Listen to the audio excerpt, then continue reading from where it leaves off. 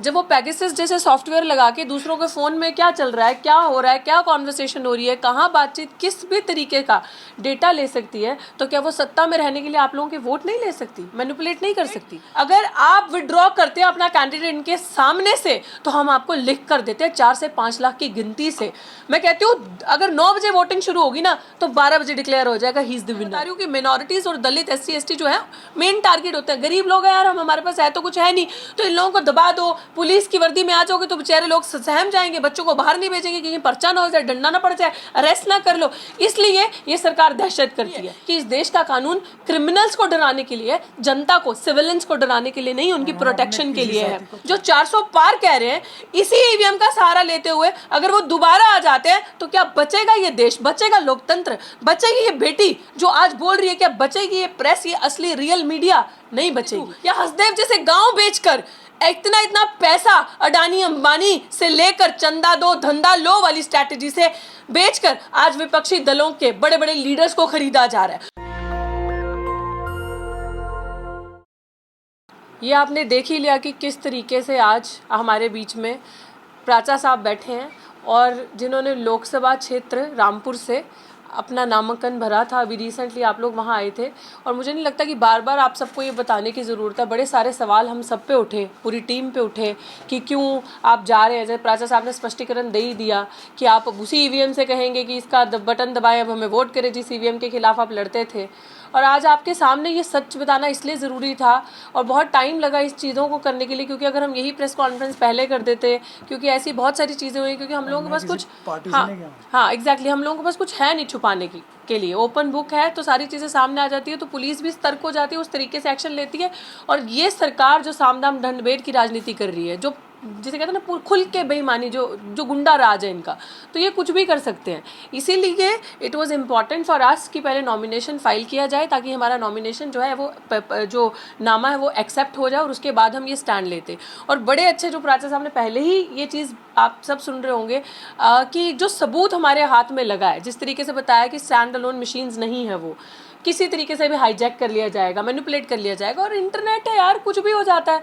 वो पार्टी जिसे मैं बार बार कहती हूँ कि जो भ्रष्ट जनता पार्टी है, जब वो पेगासस जैसे सॉफ्टवेयर लगा के दूसरों के फ़ोन में क्या चल रहा है, क्या हो रहा है, क्या कॉन्वर्सेशन हो रही है, कहाँ बातचीत, किस भी तरीके का डेटा ले सकती है, तो क्या वो सत्ता में रहने के लिए आप लोगों के वोट नहीं ले सकती, मैनिपुलेट नहीं कर सकती? सो ये चीज़ बहुत इंपॉर्टेंट थी प्राचा साहब के लिए और हम सब पूरी टीम के लिए कि एक प्रैक्टिकल एग्जाम्पल देकर, क्योंकि अभी तक तो हियर से या अभी तक तो थ्योरेटिकल बातें हो रही थी कि कोर्ट में ये पिटीशन है, लेकिन एक वो कैंडिडेट जो वहां से चुनाव लड़ रहा है, आपने देखा होगा कि जब कैंडिडेट चुनावी दौड़ में उतरते हैं तो वो अपना सब कुछ दाव पे लगा कर जाते हैं। और यहाँ पे ये कैंडिडेट ऐसे हैं जिन्होंने सच को पकड़ा था, सच को ही आज दिन तक पकड़ा और सच ही आपके सामने रखा है। कोई परवाह नहीं कि मेरे वहाँ पे मुझे प्रचार के लिए निकलना है, लोगों के बीच में जाना है। नो, आप देख लो, आज भी आपके बीच में बैठे हैं, आज भी जो अपने केसेस हैं, जो जिससे जनता का, जिससे भारत का भला होगा, पूरे भारत का, जिसे हम बार बार कहते हैं संविधान बचाना, संविधान बचाना। किताब बचाना नहीं भाई, संविधान बचाना मतलब लोकतंत्र बचाना, आपके और हमारे हक अधिकार बचाना। तो इसलिए बार बार हम ये गुहार लगा रहे कि ऐसा कैंडिडेट आपको कहीं नहीं मिलेगा। इस कैंडिडेट ने आपको ये चीज़ करके दिखा दी प्रैक्टिकली और दूसरों के लिए एक मैसेज और एक एग्जाम्पल सेट की है। जो 543 बाकी हैं, ये आप लोग भी जब नामांकन भरने के लिए जाएं तो जो सबूत आपको, वो जो कॉपी आपको, पत्रिका आपको मिलती है, उसमें देखें, पढ़ें क्या क्या लिखा है, एक्सेप्ट ना करें और चैलेंज करें कोर्ट में और ये कहें कि हम भी अपनी कॉन्स्टिट्यूएंसी में पेपर बैलेट से ही चुनाव होने देंगे। वो पर्ची वाला जो सर ने बार बार आपको समझाया, कोई स्टैम्प नहीं, कोई कुछ नहीं, वही जो निशान आपकी उंगली पे बचता है और उस पर्ची जो आपको दिखाई जाएगी, ना कि वो काले शीशे वाली भी। तो इट इज़ वेरी इंपॉर्टेंट और मुझे लगता है कि ये जनता नहीं करेगी तो कौन करेगा। और सबसे बड़ी आज एक रिक्वेस्ट, मतलब मैं भारत की बेटी और नागरिक होने के नाते जितनी भी पॉलिटिकल पार्टीज हैं, आप सबसे हाथ जोड़कर रिक्वेस्ट करती हूँ कि अगर आप लोकतंत्र को बचाना चाहते हो, आप भारत को बचाना चाहते हो, भारत में हम जैसे नौजवानों को बचाना चाहते हो, तो आपको किस चीज़ का डर है? आपने गठबंधन किया ना, आपने इंडिया फॉर्म किया ना, और अगर असली इंडिया को बचाना है तो इंडिया की सड़कों पे आना होगा ना। जितनी भी पॉलिटिकल पार्टीज हैं, पहले तो मैं जो वहीं की रामपुर में जो गठबंधन है, मैं उनसे हाथ जोड़कर विनती करती हूँ, रिक्वेस्ट रिक्वेस्ट करती हूँ कि ऐसा कैंडिडेट अगर आप विड्रॉ करते हैं अपना कैंडिडेट इनके सामने से, तो हम आपको लिख कर देते हैं 4 से 5 लाख की गिनती से। मैं कहती हूँ अगर 9 बजे वोटिंग शुरू होगी ना, तो 12 बजे डिक्लेयर हो जाएगा ही इज़ द विनर। इस तरीके का हमने ज़मीन पर रह के माहौल देखा है रामपुर में, बिकॉज रामपुर की जनता चाहती है, रामपुर की पुलिस की जो गुंडागर्दी को कंट्रोल करने के लिए ये शख्सियत वहाँ पे चाहिए। वहाँ पे फेयर एंड जस्ट सिस्टम से चुनाव हो तो एडवोकेट महमूद प्राचा वहाँ पे एक एग्जाम्पल के तौर में आपको लाना होगा। आपको मैं पॉलिटिकल पार्टी से रिक्वेस्ट करती हूँ, मैं समाजवादी पार्टी से इवन अखिलेश यादव जी से रिक्वेस्ट करती हूँ कि गठबंधन के अंदर वो आपके सामने सीट आ रही है, उन्होंने निर्दलीय इंडिपेंडेंट अपनी भागीदारी वहाँ पे रखी, अपना नॉमिनेशन इंडिपेंडेंट भरा, और मैं चाहती हूँ कि बाकी पॉलिटिकल पार्टीज थोड़ा तो यार अपना अच्छे व्यक्तित्व का वो दो। We are not against you and we will never go against you, क्योंकि हम ही एक परिवार है ना। बीजेपी तो हमारी है ही नहीं, एनडीए तो हमारी है ही नहीं, वो तो आई देश को बेचने हैं, देश को बर्बाद करने के लिए। तो अगर हम एक परिवार हैं तो उसी परिवार की एक बच्ची आपसे रिक्वेस्ट करती है कि प्लीज़ आप अपना कैंडिडेचर वहाँ से विड्रॉ करें, और इन शख्सियत को, क्योंकि अगर ये शख्सियत वहाँ महमूद प्राचा जी जीतते हैं तो तमाम वो मजलूम लोग, उनकी आवाज़, वो जो हक मिला है आपको वोट का, जो पिछली बार भाजपा के गुंडों ने मुसलमानों को घर से बाहर नहीं निकलने दिया, सीआरपीएफ लगा दी। क्यों? मैं बता रही हूँ कि मिनॉरिटीज़ और दलित, एससी एसटी जो है मेन टारगेट होते हैं। गरीब लोग हैं यार, हमारे पास है तो कुछ है नहीं, तो इन लोगों को दबा दो, पुलिस की वर्दी में आ जाओगे तो बेचारे लोग सहम जाएंगे, बच्चों को बाहर नहीं भेजेंगे, कहीं पर्चा ना हो जाए, डंडा ना पड़ जाए, अरेस्ट ना कर लो। इसलिए ये सरकार दहशत करती है। सबसे पहली बात तो अगर ये वहाँ पे लड़ेंगे तो हम लोगों का आपने इतिहास देखा है, जब से आप लोगों ने हमें सड़कों पे लड़ते देखा है, 8-8, 9-9 FIR मैं अकेली झेल रही हूँ, तो आप लोगों ने हमें देखा कि हम डर के भागे नहीं, हमने जंग का मैदान छोड़ा नहीं, हमने अपने लोगों को पीछे रखा जो हमारे सपोर्टर्स आते, लेकिन फिर भी हम आगे रहे। डंडा लाठी पर्चे झेलने में हम पीछे नहीं हटेंगे, क्योंकि हम इस देश को, इस देश के कानून व्यवस्था से ही करेंगे, और इस देश में जो गुंडा पिशाच राज आ चुका है उन गुंडों को ये चीज़ बताएंगे। ये उनको एहसास कराना ज़रूरी है कि इस देश का कानून क्रिमिनल्स को डराने के लिए, जनता को, सिविलियंस को डराने के लिए नहीं, उनकी प्रोटेक्शन के लिए है। छोड़ते नहीं है, छुड़ा करेक्ट। और बिल्कुल हमने किसी भी अपने साथी को, कोई भी जो अभी तक हमारे साथ रहे हैं, छोड़ा नहीं है और ना ही छोड़ेंगे। हमारे तो दरवाजे हमेशा से खुले हैं।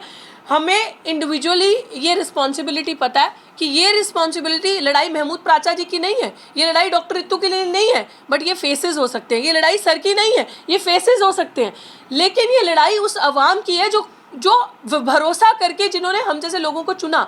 और बार बार मैं आप सबको बता दूं, और पॉलिटिकल पार्टीज़ का पहले मैं नाम लूँगी, चाहे समाजवादी पार्टी है, बसपा है, चाहे वो कांग्रेस है, बीएसपी कांग्रेस, चाहे वो आम आदमी पार्टी है, या स्टालिन की गवर्नमेंट होगी साउथ में, या पंजाब में अन्य और अकालीज हो गए, मैं इन सभी पार्टीज़ को रिक्वेस्ट करती हूँ हाथ जोड़ के कि प्लीज़ आप लोग जब भी अपना फॉर्म भरें, आप लोग अपनी अपनी जगह पे सबसे पहले तो इस चीज़ का विरोध करें और सड़कों पे आए प्लीज़।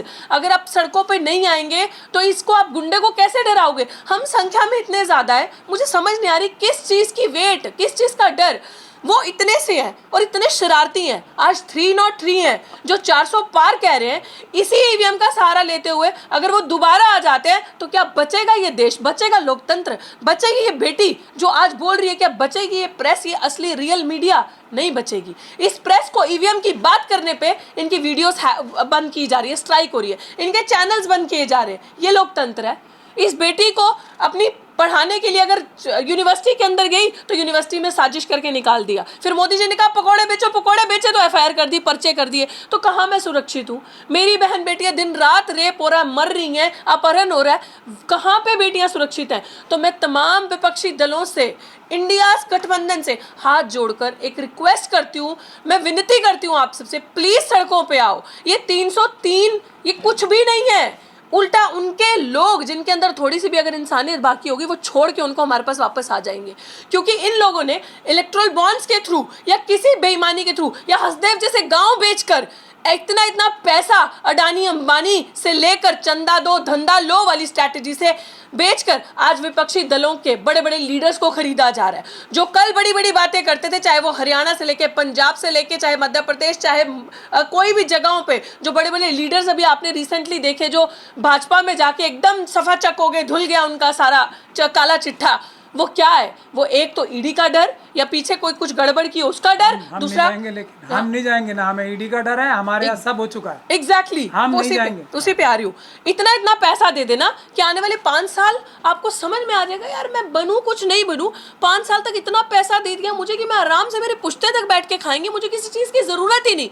तो ये बेईमानी, ये गद्दारी ये करती है। और आप लोगों ने देखा 2020 में इसी दफ्तर में, इसी जगह जहां हम बैठे हैं, ईडी की रेड पड़ी थी। और अगर ये आवाज़ आज स्पेशल सेल या 200 कमांडर्स ने रेड करी थी और 16 घंटे से ज़्यादा वो रेड चली थी। और अगर डरने वाले होते तो शायद आज नतमस्तक होके भाजपा में हम लोग बैठे होते। तो प्राचा जी इस कुर्सी पे आज भी बोल्ड, निडर, फेयर एंड जस्ट सिस्टम के साथ यहाँ पे नहीं बैठे होते। आप सबके सामने अगर कोई ऐसी आवाज़ जिसने दलित बच्ची की, वो आवाज़ को बुलंद किया और उसको मरने नहीं दिया, उसको ये बताया कि no more Rohit Vemula, no more institutional murders, you got to fight, आपको लड़ना है। तो उसी की वजह से आज हम इतने सशक्त होकर, मजबूत होकर यहाँ बैठे हैं।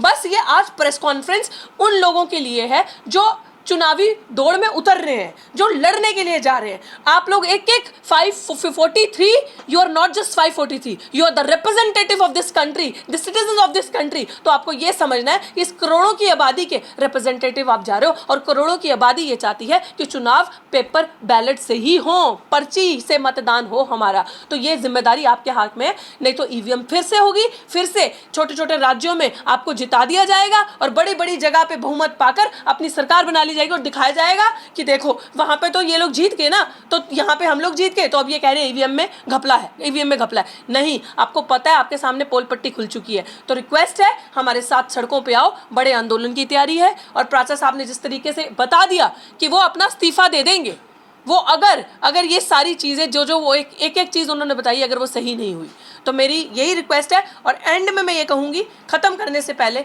कि रामपुर में सब कैंडिडेट भाजपाइयों को छोड़ के, भारतीय जनता पार्टी वालों को छोड़ के, हम सबकी मैं लिटरली आप सबसे रिक्वेस्ट करती हूँ कि अगर आपको एक एग्जाम्पल सेट करनी है, आप देखो इस कैंडिडेटर को और इनको पूरी बहुमत से वहाँ जिताओ और अपना कैंडिडेटर आप वापस कर लो, विड्रॉ कर लो। और अखिलेश यादव जी से खासकर मेरी ये रिक्वेस्ट है। जय भीम। नेशनल दस्तक की आपसे गुजारिश है कि अगर इसको बचाना चाहते हैं तो नेशनल दस्तक को सब्सक्राइब करने के लिए रेड कलर के सब्सक्राइब बटन को दबाएं, फिर बेल आइकन की घंटी दबाएं। नेशनल दस्तक को बचाने के लिए बहुत जरूरी है कि हर खबर को शेयर करें, लाइक करें, कमेंट जरूर करें।